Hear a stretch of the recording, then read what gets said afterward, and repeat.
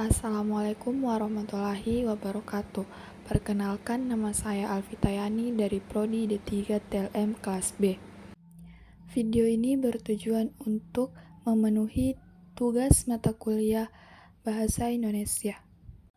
Adapun materinya yaitu yang pertama relasi makna kata, kelas kata, bentuk kata, dan bentuk kata berdasarkan penggunaannya.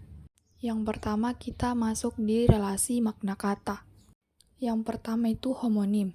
Homonim di sini terbagi menjadi dua, yaitu homograf dan homofon. Homograf merupakan istilah untuk menyatakan kata yang ejaannya sama tetapi pelafannya berbeda. Contohnya teras, keset, serang, seri, tahu. Yang kedua yaitu homofon. Homofon adalah suatu kata yang memiliki pelafalan sama namun dengan tulisan dan arti yang berbeda. Contohnya buku, rok, massa, bank, dan tang. Yang kedua yaitu peyoratif. Peyoratif adalah perubahan makna yang mengakibatkan semua ungkapan menggambarkan sesuatu yang lebih tidak enak, tidak baik, dan sebagainya. Contohnya yaitu babu peyoratif dari asisten rumah tangga, minggat peyoratif dari pergi, bunting peyoratif dari hamil, laki peyoratif dari suami, penjara peyoratif dari lembaga pemasyarakatan. Yang ketiga yaitu amelioratif. Amelioratif adalah suatu proses perubahan arti yang arti barunya dirasakan lebih tinggi atau lebih baik nilainya daripada dahulu. Contohnya yaitu tunanetra amelioratif dari buta, lembaga pemasyarakatan amelioratif dari bui, tunawisma amelioratif gelandangan, istri amelioratif bini, melahirkan amelioratif dari beranak. Yang keempat yaitu hiponim. Hiponim adalah suatu kata atau frasa yang maknanya tercakup dalam kata atau frasa lain yang lebih umum yang disebut hiperonim atau hipernim. Contohnya yang pertama harimau, komodo, angsa, sapi, dan nyamuk merupakan hiponim dari binatang. Yang kedua yaitu melati, mawar, kenanga, dan sedap malam merupakan hiponim dari bunga. Yang ketiga yaitu bolu karamel, bolu lapis malang, bolu pelangi, dan bolu kukus merupakan hiponim dari bolu. Yang keempat, otot lurik, otot polos, dan otot jantung merupakan hiponim dari otot. Yang kelima, bahasa Inggris, bahasa Mandarin, bahasa Arab, dan bahasa Jerman merupakan hiponim dari bahasa. Selanjutnya kita masuk dalam kelas kata. Yang pertama yaitu nomina. Nomina adalah sebuah kata yang menyatakan nama orang, tempat, atau semua benda dan segala yang dibendakan. Contohnya yaitu Ani membeli sayur, Hadi menjaga toko, rumah itu sangat bagus, kami akan pergi ke sebuah perumahan, pulpen itu milik David. Yang kedua yaitu nominal. Nominal yaitu kalimat yang berpredikat, bukan kata kerja, melainkan berjenis kata benda, kata sifat, kata bilangan, kata ganti, atau kata keterangan. Contohnya, yang pertama, ibu saya adalah seorang guru. Yang kedua, rumah itu besar sekali. Yang ketiga, HP kamu bagus sekali.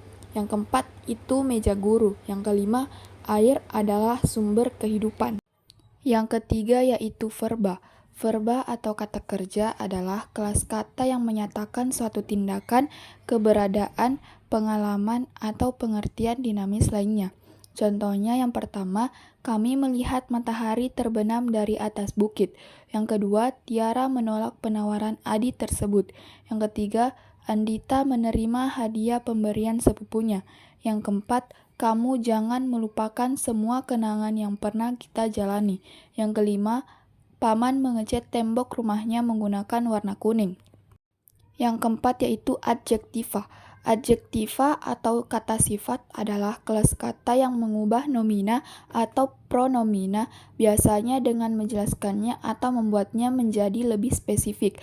Contohnya yang pertama, Sinta adalah seorang gadis yang cantik. Yang kedua, Dika sangat ramah kepada semua orang.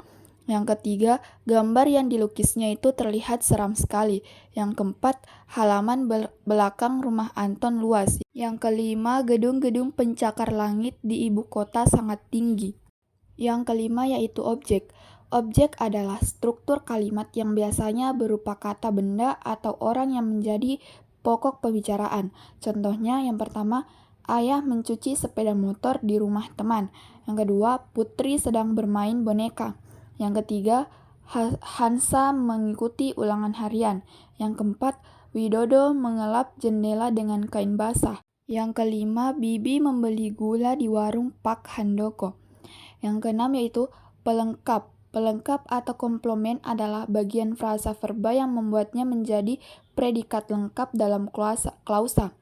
Contohnya, yang pertama, Bu Jasmi berjualan ketupat tahu. Yang kedua, Pak Ali bercucuran keringat. Yang ketiga, ibu memberikan adik mantel baru. Yang keempat, ayah membelikan aku gawai keluaran terbaru. Yang kelima, Andi menawarkan saya pakaian satu setel. Selanjutnya yaitu bentuk kata. Yang pertama yaitu kata dasar. Kata dasar adalah kata-kata yang menjadi dasar bentukan kata yang lebih besar. Kata dasar dalam bahasa Indonesia biasanya terdiri atas dua suku kata. Contohnya, makan, jauh, kerja, pukul, dan minum. Yang kedua yaitu kata majemuk. Yang pertama, kata majemuk setara.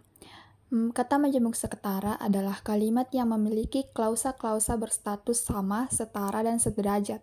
Contohnya yaitu yang pertama, dia tidak sedang tidur siang, melainkan membaca buku. Yang kedua, kamu bisa membeli langsung gawai ini di toko atau lewat online. Yang ketiga, Adi penyuka warna hitam, sedangkan Anton penyuka warna biru. Yang keempat, ia memang pandai dan rajin, tetapi tidak sombong.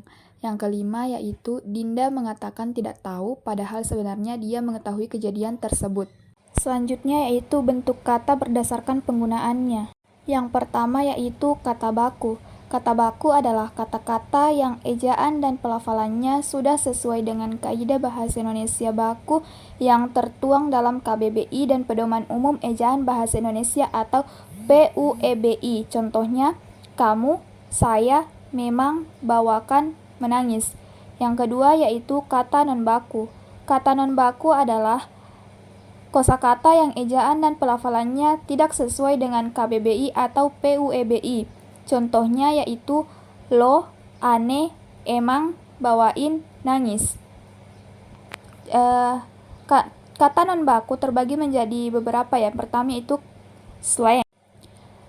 Slang adalah ragam bahasa tidak resmi dan tidak baku yang sifatnya musiman, dipakai oleh kaum remaja atau kelompok sosial tertentu untuk komunikasi intern dengan maksud agar yang bukan anggota kelompok tidak mengerti. Contohnya yaitu sabi, brokap, gasken, kuy, be aja. Yang kedua yaitu jargon. Jargon adalah kosakata khusus yang dipergunakan di bidang kehidupan tertentu. Contohnya yang pertama, belajar dari kegagalan adalah hal yang bijak. Yang kedua, berbuat baiklah tanpa perlu alasan. Yang ketiga, diamku lebih berarti daripada kata-kata yang tak bermakna. Yang keempat, disiplin diri adalah sebenar-benarnya wujud kebebasan yang hakiki. Yang kelima, genggamlah dunia sebelum dunia menggenggammu. Yang terakhir yaitu prokem. Bahasa prokem merupakan bahasa yang sering digunakan oleh kalangan remaja atau komunitas tertentu sebagai sarana komunikasi antar sesamanya. Contohnya, mokat, celokan, rokum, sokat, dan pembokat. Sekian dari saya. Wassalamualaikum warahmatullahi wabarakatuh.